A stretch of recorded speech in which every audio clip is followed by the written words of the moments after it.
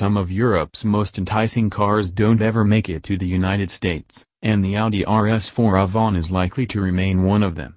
Due to Americans' aversion towards station wagons, Audi has decided not to send it here, although we get parts of it divided between the mechanically similar RS5 Coupe and the 4-cylinder A4 Allroad, an A4 Avant that uses a raised suspension and plastic body cladding to cosplay as a crossover. We prefer that our station wagons lean more toward race cars rather than off-roaders.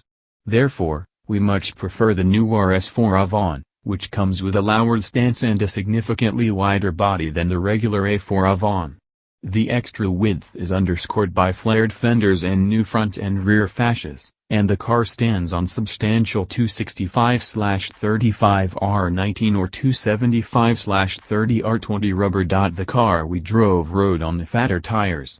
It also was fitted with the full RS dynamic package, which includes Audi's torque vectoring Sport Differential, the company's dynamic steering, and a governor that elevates the top speed from 155 to 174 miles per hour. Twin-turbocharged and intercooled 2.9-liter V6 supplies 450 horsepower, maximum torque, available from 1900 to 5000 revolutions per minute, is 443 pounds-to-foot. That grunt is channeled to all four wheels through a ZF 8-speed automatic, a transmission that works with such alacrity that many drivers might mistake it for a dual-clutch gearbox. The V6 was co-developed with Porsche, but under Audi's leadership, and exhibits little turbo lag, while it emits a slightly muted, aggressive growl. That sound is artificially enhanced in dynamic mode, but even so it's pretty convincing.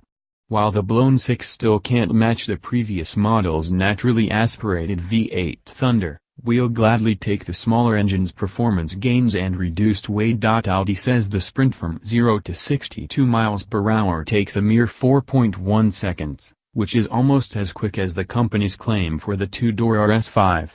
The V6 never seems to run out of power, and acceleration is relentless well into the triple digits.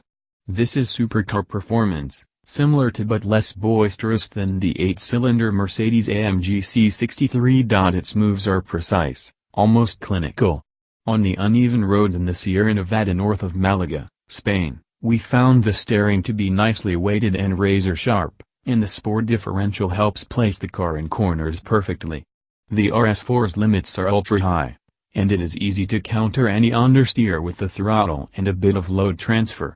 The all-wheel drive system's torque distribution is rear-biased but variable. Like many modern performance cars, the RS4 offers drivers plenty of adjustability. We traded the dynamic driving mode for the individual setting to select a softer suspension tune and lighter steering while keeping the powertrain and the differential in their most aggressive tune.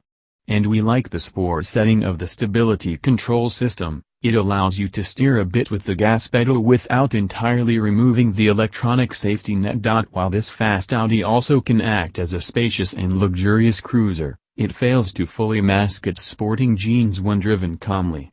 Even in comfort mode, the engine is clearly audible and throttle response is instantaneous, if not quite as hair-trigger as in dynamic mode. The driver and the front passenger sit comfortably in sport seats that fit snugly without making you feel porcine. Our car was fitted with Audi's 12.3-inch Virtual Cockpit TFT instrument cluster.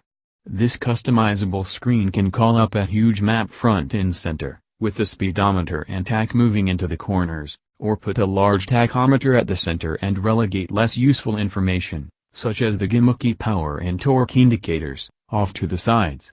Audi's MMI infotainment system is nearly flawless and relatively quick.